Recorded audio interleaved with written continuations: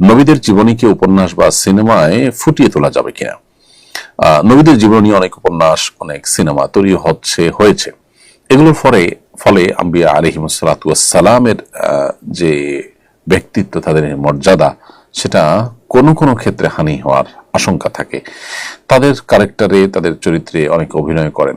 নবী সাল্লাল্লাহু আলাইহি সাল্লাম বা আম্বিয়া আলাইহিসসালাম যে পুত পবিত্র, কোনো মানুষ যখন তার চরিত্রে অভিনয় করে, এই একই মানুষ আবার হয়তো কোনো পাপাচার লিপ্ত হবে এবং তার নেগেটিভ অনেক দিক থাকবে, তখন আসলে নবীদের সম্পর্কে মানুষের নেগেটিভ ধারণা তৈরি না হলেও নবীদের প্রতি অসম্মান হয় কিছুটা।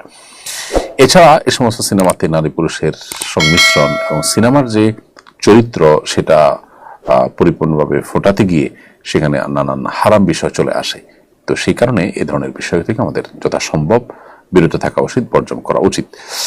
এবং এগুলাতে সন্দেহাতীতভাবে বেশ কিছু উপকারিতা আছে। এই সমস্ত স্টোরি থেকে মানুষ ভালো কিছু জানে, খারাপ জিনিসের পরিবর্তে হয়তো এগুলো কেউ দেখে, কিন্তু এর ক্ষতিকর দিকটাও দিন আলো মতো পরিষ্কার।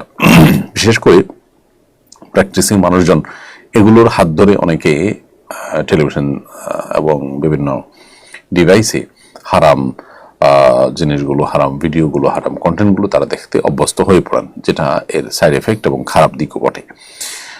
আবার পাশাপাশি এখানে সিনেমার প্রয়োজনে নানা চটকদার গল্প সেখানে বাড়িয়ে লিখতে হয়, কমিয়ে লিখতে হয়, যেগুলা নবী রাসূলদের সম্পর্কে মিথ্যাচারে শামিল হয় কোনো কোনো ক্ষেত্রে। এই জন্য এক্ষেত্রে দায়িত্বশীল আচরণ আমাদের করা দরকার।